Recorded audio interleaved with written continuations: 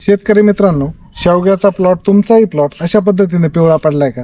आता काय झालेलं आहे, सतत पाऊस चालू आहे, आभाळ येते आणि याच्यामध्ये काय झालेलं आहे की शेवगा उत्पादक जे शेतकरी, त्या शेतकरी बांधवांचा असा प्रॉब्लेम झाला की शेवग्याची जी पाने ती पाने पिवळे पडतात आणि खाली गळून पडतात. याच्यामध्ये आता काय झालेलं आहे की जी सतत चालणारा पाऊस आहे, जमिनीमध्ये असणारा सततचा जो ओलावा आहे, याच्यामुळे मुळी जी ॲक्टिव्ह होती मुळी ती इनॲक्टिव्ह झाली, म्हणजे मुळी चॉकअप झालेली आहे. दुसरी गोष्ट म्हणजे जमिनीमध्ये अपुऱ्या प्रमाणामध्ये जे सूक्ष्म अन्नद्रव्ये ती कमी प्रमाणामध्ये, ज्याला आपण मायक्रोन्यूट्रिएंट म्हणतो, ते कमी प्रमाणामध्ये.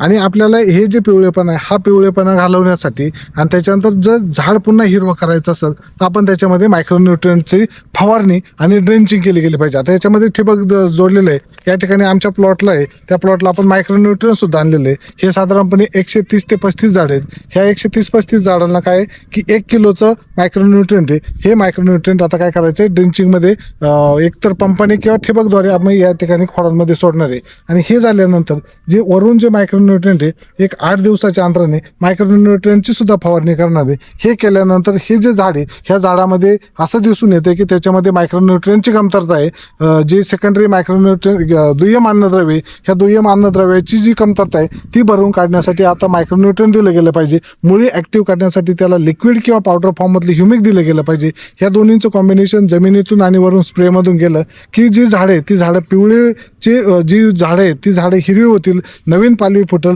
आणि चांगल्या पद्धतीनं आपला जो शेवग्याचा प्लॉट आहे तो शेवग्याचा प्लॉट हिरवागार होण्यासाठी आपल्याला मदत होणार आहे. त्याच्यासाठी मायक्रोन्यूट्रिएंट खालून आणि 8 दिवसानंतर वरून स्प्रे घ्या, खालून ड्रेंचिंगने सोडा आणि खालून त्याच्याबरोबर मायक्रोन्यूट्रिएंट बरोबर ह्युमिक सोडा, जेणेकरून मुळी ॲक्टिव्ह होईल आणि ती वरती वळेल आणि आपला जो प्लॉट आहे तो प्लॉट हिरवागार होईल.